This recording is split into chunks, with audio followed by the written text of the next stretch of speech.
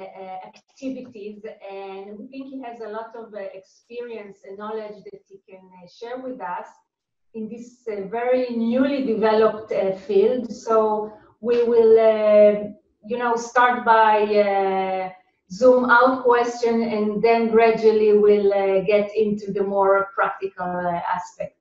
When we are communicating in this kind of online environment, you can't really be certain that people have understood that we understood each other well, just as easily as you can when we're face to face.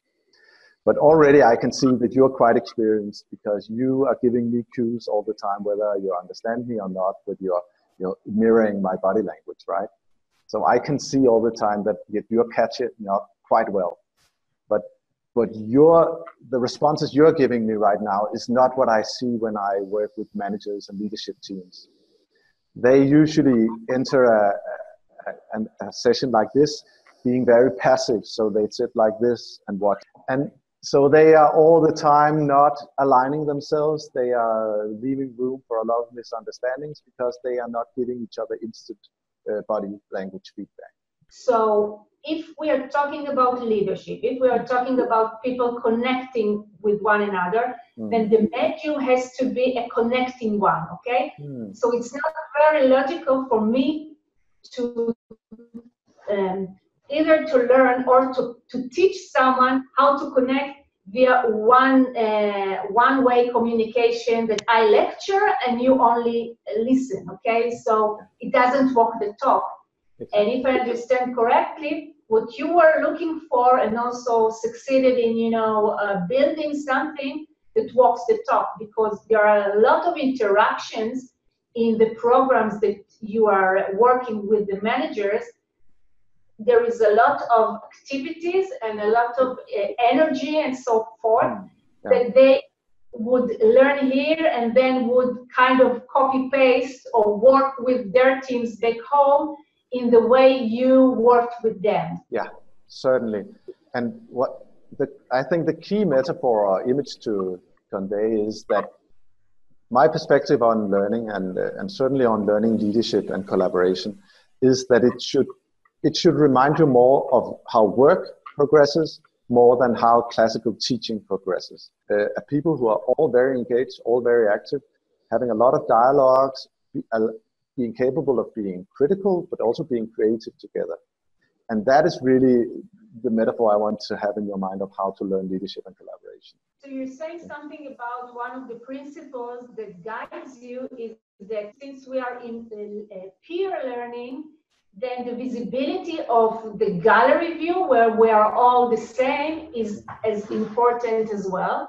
Yeah. And I can say from my experience, and I'm sure you can echo with that, is that people don't like to see themselves all over. So when you are in the speaker view, everyone sees you, it's like into your face. It's not face to face, it's into your face. It's something that sometimes it's intimidating, to see yourself like a movie star. So the reactions that I get from participants is that there is something that is a bit intimidating in the not in the gallery view, but in the speaker view as well. Yeah, probably is. It breeds some kind of self-consciousness, right? If you see yourself in the main screen, and I think it distorts the where I want people to put their attention. The main problems with video conferences is that it is, if it's not facilitated correctly, it is very cold. People find that it's a cold environment, and I certainly understand that, because you don't get especially when you yourself show an effort to kind of bring some life into the meeting or share an experience that is either, very positive or very negative. Then if people don't respond well, if they don't mirror the emotion you share, then you become discouraged of sharing another emotional story or event. So this kind of mirroring, especially it goes directly to the mirror neurons, is so important, and it has to be facilitated. That's the kind of thing that needs to be learned. when people see the recording, they can see that, for example, if I shared something that is, as you say, something that is more vulnerable and so forth, and I need the feedback, Exactly. not necessarily verbal, right? Yeah. Right. And then they can see that they are, because of the medium, that it's a new medium, they don't allow themselves to express their face and so forth. So they can see they are just like, you know, not a poker face, but something that is less obvious. Yeah. And then they learn and they say, oh, I didn't see that I'm so, you know, with the poker face, and I really need to echo it. Yeah. Yeah. So the recording is something that is a very good for people to look at themselves and to give themselves feedback as well. Yeah, yeah, certainly, it certainly is. And another method that I try to build this kind of mirroring and that people have good body language interactions is that I do small games to improve this kind of cohesion among the participants. And one game that I want to share immediately, because I find that that is perhaps the most simple game and the one that creates this warmth the most, and we can try it right now, is the children's game called Follow the King. Yeah, you're there, you're there. Okay, the racket, now you're the king. And you have to invent your own movement. Yeah, yeah. Yeah, great. And you can pass it on. And that's great. And you see, we can stop it here. This is something that just connects people, right? And it's a very basic thing that's going on. And I think it builds trust. It builds that we are, you know, we are ordinary, available humans. We are all equal, stuff like that. So it makes people relax into the meeting. And I do it also with managers. And, you know, especially if you have a team of managers, you have for one of the most cold groups you can imagine, because there's so much power and politics and who's the boss, and can I be certain of they're not exploiting each other, all that stuff. But it works so well with them to do this kind of stuff, because they become more relaxed about raising different issues and stuff like that. Did you find any differences, or did you find any differences, cultural differences, say, between Scandinavian managers and Eastern European or Americans? Yeah, definitely. There's no question about the more, the more an egalitarian culture you have with low power difference, which is very much the case with Scandinavian countries and Netherlands. This kind of facilitated meeting and, you know, more play and more, usually the societies, you know, Scandinavian and Dutch countries have a very high trust in this general level of trust in the society. And that makes it much more easy to do these kind of things. When you have a more hierarchical or authoritarian business culture, this becomes more difficult.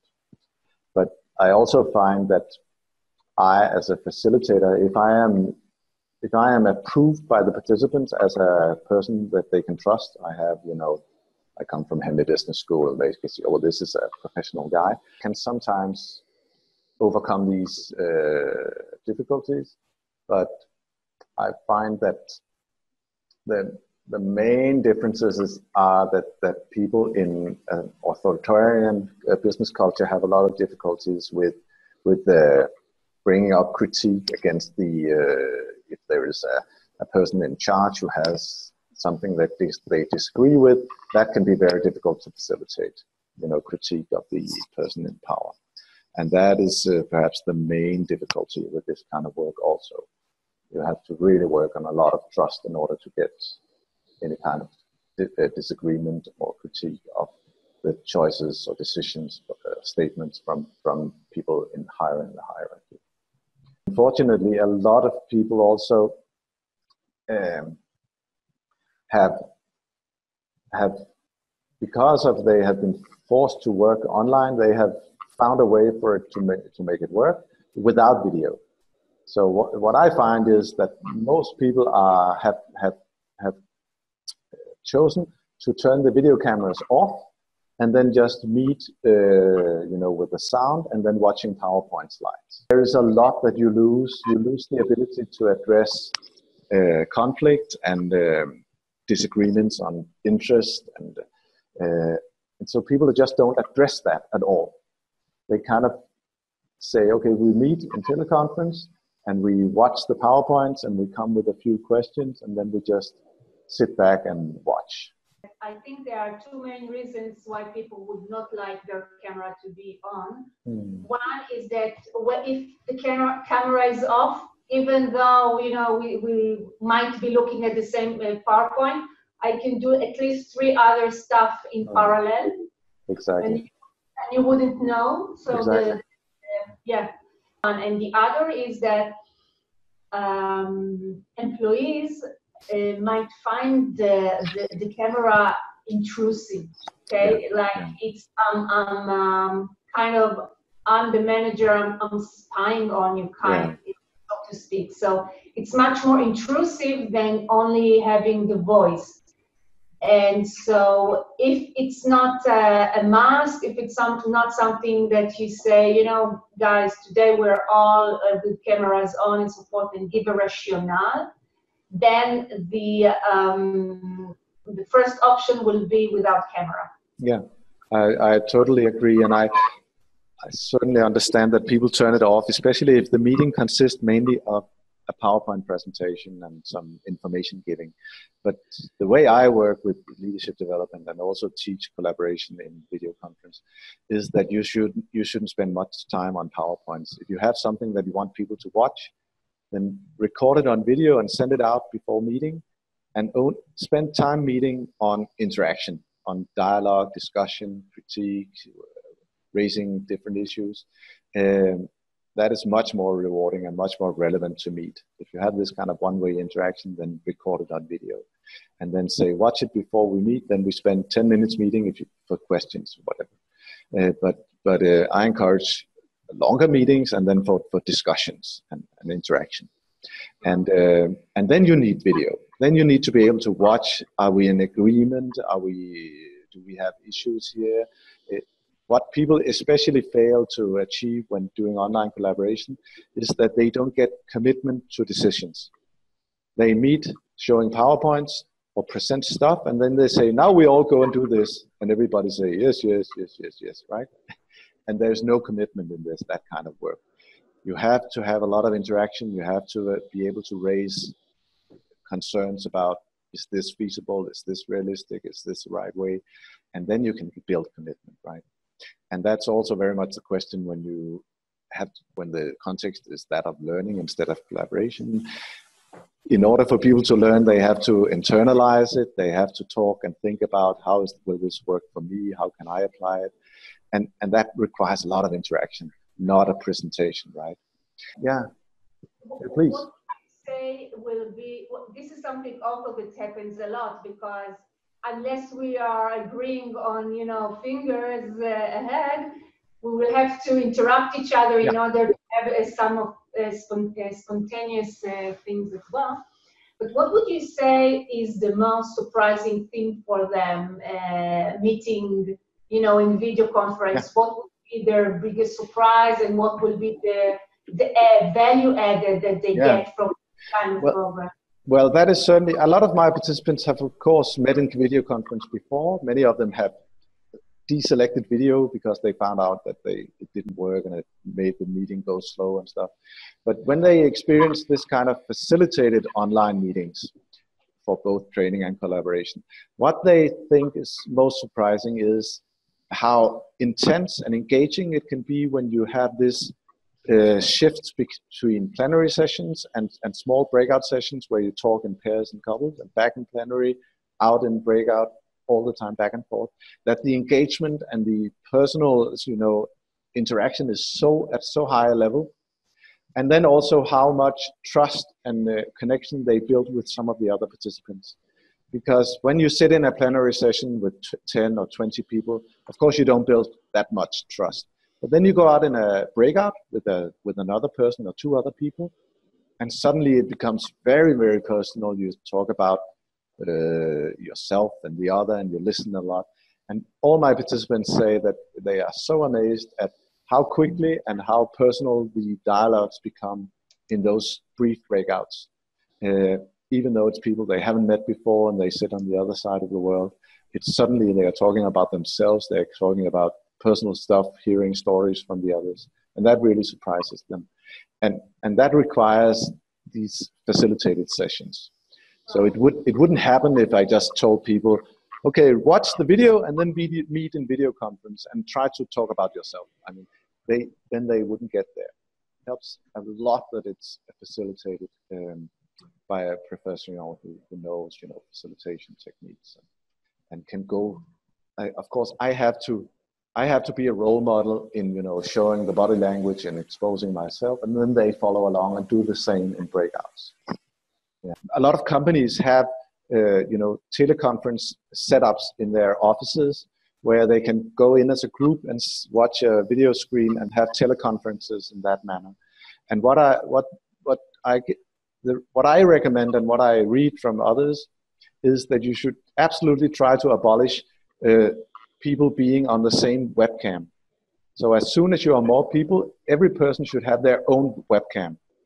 So we should not be 2 or 3 or even sometimes I see 5 people sitting in one webcam, right? Because you can't get the interaction that we are having if everybody doesn't have their own webcam. And especially when I do these kind of, facilitated dialogues with a lot of small breakouts, then it's very important to be able to combine people in different kind of breakout constellations, and they all need their own webcam for that. Totally agree that it's very important that when we work with managers, let's go back to organization, that each of them has his own space. This is metaphorically and also concrete. Okay. Yeah. And when they sit together in a room, there are a few things. One is I'm as the facilitator and consultant has less, I won't say control, but it's less influence because they sit together and I don't sit with them, and there is a lot of interaction and energy and dynamics that goes in the room that is disconnected, is not connected to me. This is one. Exactly. And when there are, 2 sides or 3 sides, and they need to work together, it's so visible that they are not working together just because of the, what you see on the screen is basically the 3 different sides. Yeah. So much better to have, even if it's 12 little squares, it's better than having 3 big squares. Exactly, absolutely agree.